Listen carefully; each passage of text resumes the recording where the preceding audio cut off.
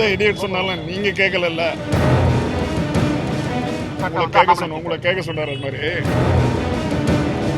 பதில் சொல்றேன், சரியான நேரத்தில் நான் பதில் சொல்றேன்.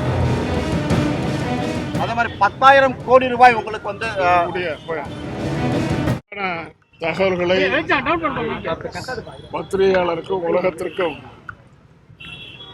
வெப்சைட் மூலம் நேரடியாகவும்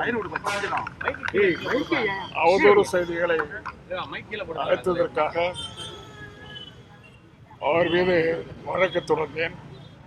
அந்த வழக்கு இன்றைக்கு விசாரணைக்கு வந்தது. விசாரணையில் நான் இன்றைக்கு சாட்சி அளிக்க வேண்டியிருந்தது. அந்த சாட்சியம் ஏறத்தாழ 1.5 மணி நேரம் நடந்தது.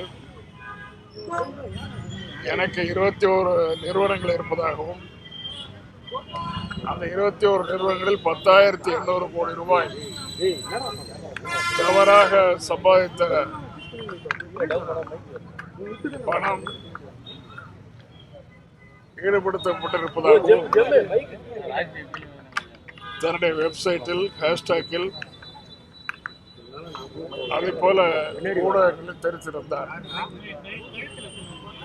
அது உண்மைக்கு புறம்பானது மட்டுமல்ல, என் மீது களங்கம் விளைவிக்கின்ற வகையில் தவறான செய்திகளை ஊடகங்களுக்கு முன்னால் சொல்லியிருக்கிறார் என்பதை இன்னைக்கு நீதியரசு அவர்களிடம் சொல்லியிருக்கிறேன்.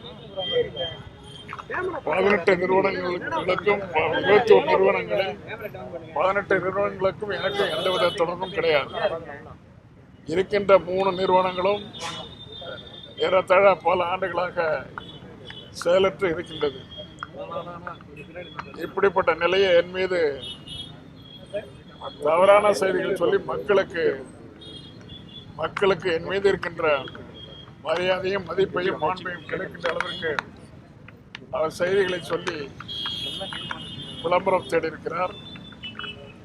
ஆகவே அவர் மீது வழக்கு தொடர்ந்து இன்றைக்கு சாட்சியம் நிறைவேறியிருக்கிறது. சாட்சியத்தை சொல்லியிருக்கிறேன். அடுத்த 22ஆம் தேதி செப்டம்பர் 22ஆம் தேதி வழக்கு விசாரணைக்கு வரும். 2004ஆம் ஆண்டு நீங்க நிறைய ஊழல் பண்ணாலதான் 2009 உங்களுக்கு வந்து பதவி கொடுக்கல, மந்திரி பதவி கொடுக்கல அப்படின்றத வந்து அண்ணாமலை சொல்லியிருக்காரு. அப்போது போகாத மாணவன் இப்போது நான் திமுக ஃபைல் வெளியிட்டு போயிருச்சா டிஆர் பாலுக்கு அப்படின்ற குற்றச்சாட்டு உங்களை கேட்க சொன்னார். அது மாதிரி பேட்டியே கொடுத்துருக்காரு சார். பேட்டி கொடுத்துருக்காரா? சரி, அதுக்கு பதில் சொல்றேன், சரியான நேரத்தில் நான் பதில் சொல்றேன். நீங்க கேட்கல, நாங்க அண்ணாமலை நீங்க கேட்கல, அண்ணாமலை சொன்னதா சார் நான் கேட்கிறேன். எந்த இடியட் சொன்னாலும் நீங்க கேட்கல, நான் கேட்கல சார். அண்ணாமலை சொன்னதா நான் கேட்கிறேன். அண்ணாமலை சொல்லும் போது அவர் என்கிட்ட சொல்லுவாரு, நான் பதில் சொல்லிக்கிறேன். அதே மாதிரி 10,000 கோடி ரூபாய் உங்களுக்கு வந்து